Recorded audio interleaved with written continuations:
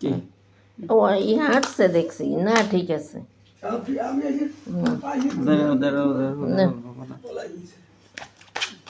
না না, ঘরের মধ্যে চলে আইসে হাঁটতে হাঁটতে, বুঝছো? শেষে বিশ্বাস করছি। আমি বলে কি রে,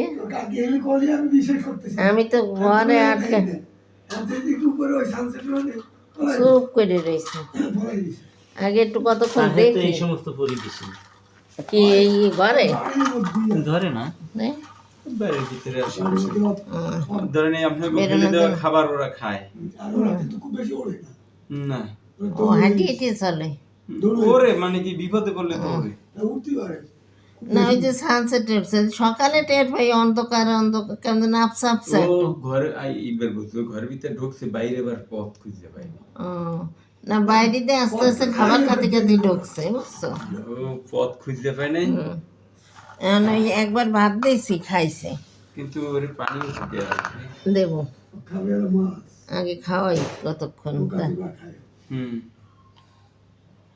মানে পাও এমনি সোজা আছে, তাই না? না পাও ঠিক আছে, মানে কি ও জায়গায় শুইছে তো। অল্প জায়গায়।